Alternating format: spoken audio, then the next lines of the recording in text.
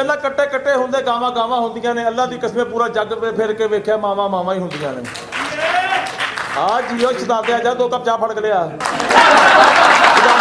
लो जी साडे एक चौल साहब ने अल्लाह उन्हां दी जिंदगी करे लंबी उम्र करे एक उन्हां दी बीबी इस घर दे विच धराणी उन्हां दोनों दी आपस च लड़ाई रहिंदी दो उन्हां दियां बेटियां जवान ने उन्हां दे रिश्ते दा रौला रहिंदा कि रिश्ता पता नहीं कित्थे होना चौल साहब कहंदे ने मेरे भांजियाल होवे बीबी जी कहंदे मेरे भतीजियाल होवे ये लड़ाई दे विच साडा बेड़ा गर्क हो गया मैनूं नहीं तनख्वाह मिलदी इस लड़ाई दे विच इस घर ते एक ड्राइवर हैगा वो भी अपने काम करदा साडा काम कोई करदा ही नहीं है चलो सानूं की नौकर की ते नखरा की असीं काम ही करना साहब जी ओ साबू ओए अल्लाह खैर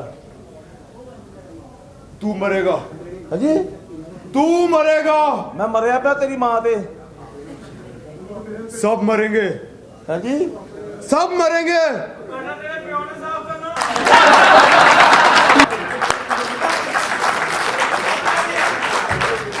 मौत का एक दिन मुकर्रर है। हाँ जी फिर मौत ने भी मर जाना है। हाँ जी हाँ जी ओए होली बोल ओए मुर्गा बन। हाँ जी मुर्गा बन। रहने दे मेरी बेटी निकल जानी ओए अच्छा जी बन। अच्छा जी बन बन। वो ठहर जा पठान आ गया ओए बन। अच्छा जी मुर्गी ते ले आके ओए अच्छा जी अंडा दे। ले दूध फिटे मुझे अंडा दे तू ओए अच्छा जी ओ भाई कौन है तू डांस करके दिखा। हाँ जी डांस करके दिखा। अच्छा जी हाँ जो अम्मी याद आनी तेनू हल हाय सस्ती तो मैं आपका बच्चा।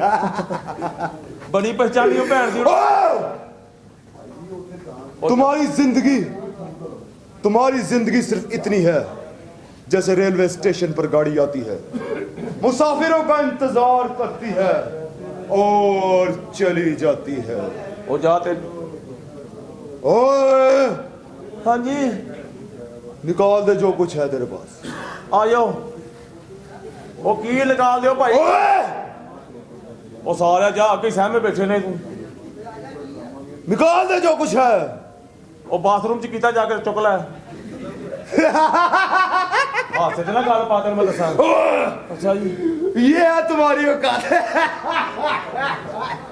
दूध फिटे मुँह तेरा अपनी ले ले रामलीला चला गया इत्थे चलो सानू की पागल रहता इस महल्ले दे विच कोई गल नहीं कदी कदी आ जांदा